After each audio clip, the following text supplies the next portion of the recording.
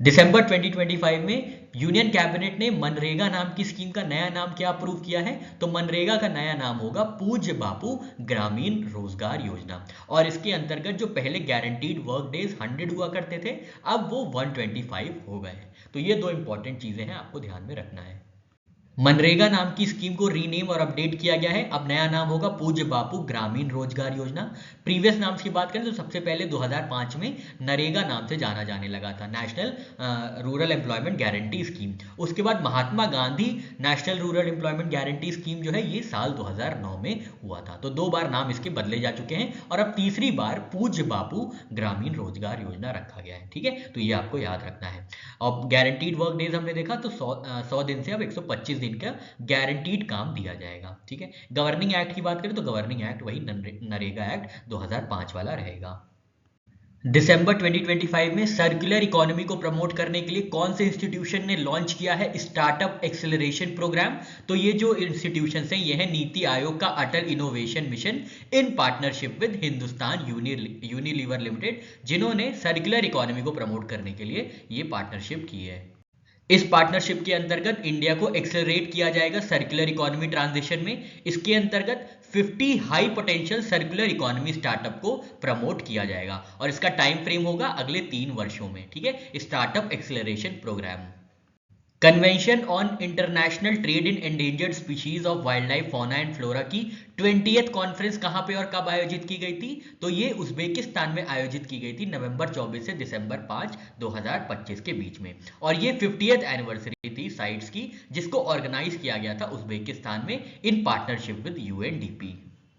Sites की 20th conference की बात करें तो हमने देखा ये उज्बेकिस्तान में आयोजित की गई है, जिसमें 353 डिसीजंस अडॉप्ट किए गए हैं और नई स्पीशीज जितनी ऐड की गई हैं वो भी देखिए 77 स्पीशीज जो है नई ऐड की गई है। बहुत इंपॉर्टेंट है, याद रखिएगा 77 नई स्पीशीज को अपेंडिसेस में ऐड किया गया है। आप लोग एक बार यहाँ पे ध्यान दे लीजिएगा अपेंडिक्स 1 एडिशंस में क्या क्या हुए हैं, कौन से स्पीशीज को अपलिस्ट किया गया है अपेंडिक्स 1 में और किन किन स्पीशीज को डाउनलिस्ट किया गया है अपेंडिक्स 2 में। इंडिया के स्टैंड की बात करें तो इंडिया ने अपोज किया था यूरोपियन यूनियन का प्रपोजल। क्या प्रपोजल था यूरोपियन यूनियन का? तो गूगल क्या है, कोमीफोरा विटली, इनको ये जो स्पीशीज है गूगल, इसको अपेंडिक्स 2 में इंक्लूड करने के लिए इंडिया ने सक्सेसफुली अपोज किया था यूरोपियन यूनियन का प्रपोजल। तो हल्का सा ध्यान में रखिएगा कि इंडिया का स्टैंड क्या था। साइट्स के हेडक्वार्टर्स की बात करें तो जेनीवा स्विट्जरलैंड में है और इसको स्टैब्लिश किया गया था इन द ईयर 1973।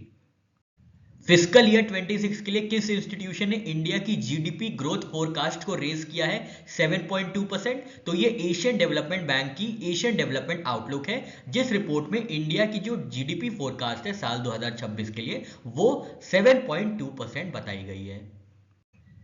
7.2% इंडिया की जीडीपी फोरकास्ट जो है रिलीज की गई है किसमें? एशियन डेवलपमेंट बैंक द्वारा जारी की गई नई रिपोर्ट एशियन डेवलपमेंट आउटलुक में। इससे पहले 6.5% जो है फिस्कल ईयर 26 के लिए इंडिया की जीडीपी फोरकास्ट की गई थी, जिसको बढ़ा के अब 7.2% कर दिया गया है। फिस्कल ईयर 27 के लिए बात करें तो ये 6.5% अनचेंज्ड है। तो याद रखना है फिस्कल ईयर 26 के लिए 7.2% है और फिस्कल ईयर 27 के लिए जो जीडीपी ग्रोथ फोरकास्ट है वो 6.5% है। किसके द्वारा? एशियन डेवलपमेंट बैंक की एशियन डेवलपमेंट आउटलुक द्वारा।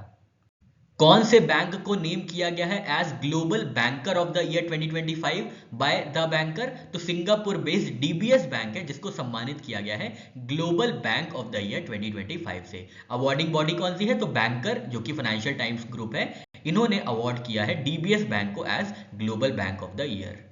दिसंबर 2025 में मेघालय में दो नई स्पीशीज ऑफ जंपिंग स्पाइडर्स किसने डिस्कवर किया है, किस ऑर्गेनाइजेशन ने? तो जूलॉजिकल सर्वे ऑफ इंडिया है जिन्होंने मेघालय में जंपिंग स्पाइडर्स की एक स्पीशीज जो है डिस्कवर की है। इसका नाम है असीमोना डेंटिस और कॉलिटस नोंगवार, और जो स्पाइडर की फैमिली है वो है साल्सिडे।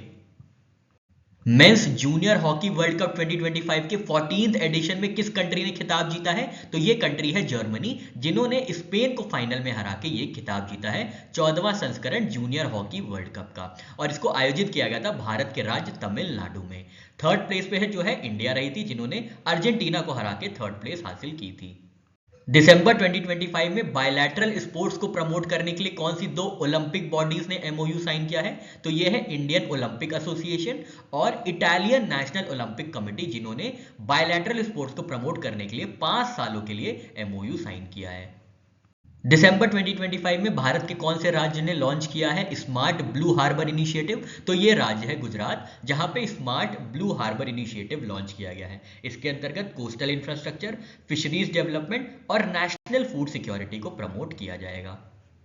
स्मार्ट ब्लू हार्बर इनिशिएटिव की सपोर्टिंग स्कीम याद रखिएगा, यह है प्रधानमंत्री मत्स्य संपदा योजना। की हार्बर जो डेवलप किया जाएगा इस स्कीम के अंदर वो है जखाऊ हार्बर, जो कि कच्छ जिले में आता है गुजरात के, जहां पे स्मार्ट हार्बर जो है इनिशिएटिव लॉन्च किया गया है।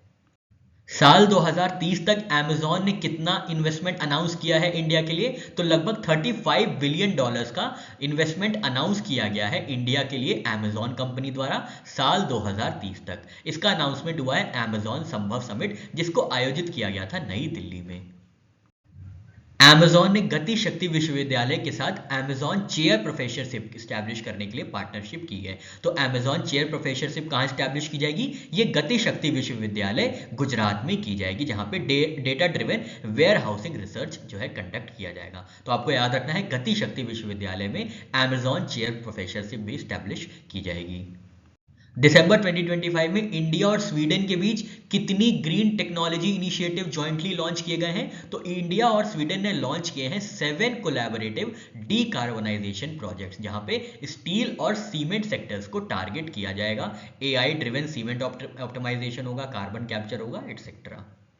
दिसंबर 2025 में कौन से रेगुलेटर ने नई इन्वेस्टमेंट गाइडलाइन शुरू की हैं गवर्नमेंट सेक्टर पेंशन स्कीम्स के लिए? तो ये रेगुलेटर है PFRDA, pension fund regulatory development authority, जिन्होंने नए इन्वेस्टमेंट गाइडलाइंस जारी की हैं गवर्नमेंट सेक्टर पेंशन स्कीम्स के लिए। इस स्कीम के अंतर्गत मैक्सिमम इन्वेस्टमेंट जो गवर्नमेंट सिक्योरिटीज में किया जाएगा वो अप टू 65% ऑफ पोर्टफोलियो किया जा सकता है, और GSecs via mutual fund route जो है ये अप टू 5% ऑफ टोटल जीसेक पोर्टफोलियो जो है ये इन्वेस्टमेंट किया जा सकेगा। डेट इंस्ट्रूमेंट्स में कितना मैक्सिमम इन्वेस्टमेंट किया जा सकता है? तो 45% जो है डेट इंस्ट्रूमेंट्स में मैक्सिमम इन्वेस्टमेंट हो सकता है as per investment guidelines of PFRDA.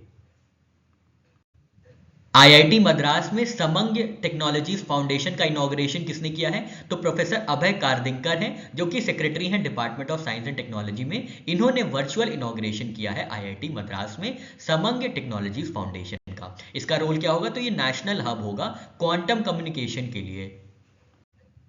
समंग technologies foundation जो है क्या करेगा? ये नेशनल हब होगा क्वांटम कम्युनिकेशन के लिए, और इंप्लीमेंटिंग इंस्टीट्यूशन होगा centre for development of telematics, C DOT जो है इंप्लीमेंटिंग पार्टनर होगा। आईआईटी मद्रास में ये स्टैब्लिश किया गया है।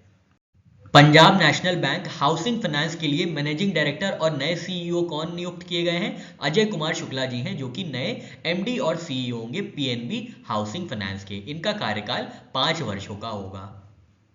नवंबर 2025 में इंडिया की रिटेल इन्फ्लेशन रेट क्या रही है, यानी सीपीआई रेट कितना रहा है? तो सीपीआई इन्फ्लेशन नवंबर 2025 में रहा है 0.71%, अक्टूबर 2025 में था 0.25%।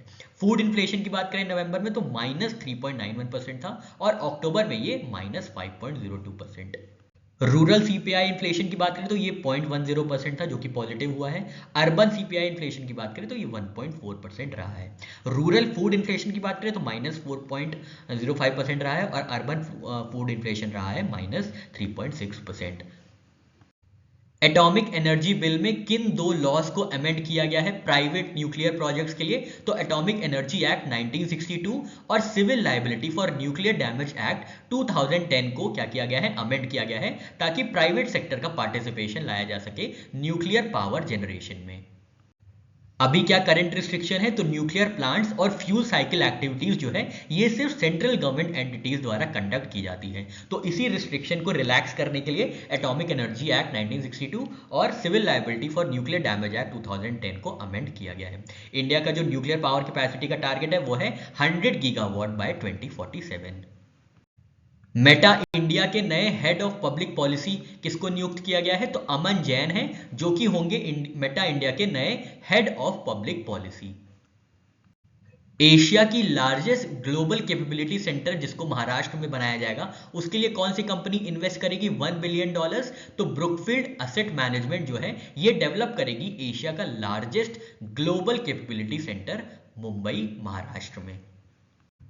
कौन सी मिनिस्ट्री ने एमओयू साइन किया है अमेजॉन के साथ विश्वकर्मा आर्टिसंस को सपोर्ट करने के लिए? तो ये मिनिस्ट्री है ministry of micro small and medium enterprises. किस चीज के लिए? आर्टिसंस को सपोर्ट करने के लिए जो भी पीएम विश्वकर्मा स्कीम के अंदर एनरोल्ड है। और पीएम विश्वकर्मा स्कीम को लॉन्च किया गया था साल 2023 में, और इसमें 18 ट्रेडिशनल रोल्स को कवर किया गया है। दिसंबर 2025 में छत्तीसगढ़ की किस वेटलैंड को डिक्लेयर किया गया है एज रामसार साइट, जो कि छत्तीसगढ़ का पहला रामसार साइट होगा? तो यह है कोपरा रिजर्वायर, जो कि बिलासपुर जिले में आता है, जिसको डिक्लेयर किया गया है एज रामसार साइट। और ये छत्तीसगढ़ की पहली साइट होगी जिसको रामसार साइट से नोटिफाई किया गया है। इंश्योरेंस अमेंडमेंट बिल 2025 में क्या मेजर एफडीआई रिफॉर्म इंट्रोड्यूस किया गया है? तो अब 100% एफडीआई कर दिया गया है इंडियन इंश्योरेंस कंपनीज के लिए। और ये पहले था 74%, अब 74% से बढ़ा के 100% एफडीआई लागू कर दिया गया है इंडियन इंश्योरेंस फर्म्स के लिए। नेशनल एनर्जी कंजर्वेशन डे कब ऑब्जर्व किया जाता है भारत में? तो हर वर्ष 14 दिसंबर को ऑब्जर्व किया जाता है नेशनल एनर्जी कंजर्वेशन डे। इसको आयोजित किया जाता है bureau of energy efficiency, ministry of power द्वारा। पहली बार इसको 1991 में ऑब्जर्व किया गया था। इंटरनेशनल डे अगेंस्ट कोलोनियलिज्म कब ऑब्जर्व किया गया है? तो पहली बार इसको 14 दिसंबर में ऑब्जर्व किया गया है, इंटरनेशनल डे अगेंस्ट कोलोनियलिज्म। ठीक है, याद रखिएगा पहली बार ये 2025 में ऑब्जर्व किया जा रहा है, इसलिए इंपॉर्टेंट हो जाता है। तो ये क्या करेगा? ये and colonialism in all forms, promote sovereignty.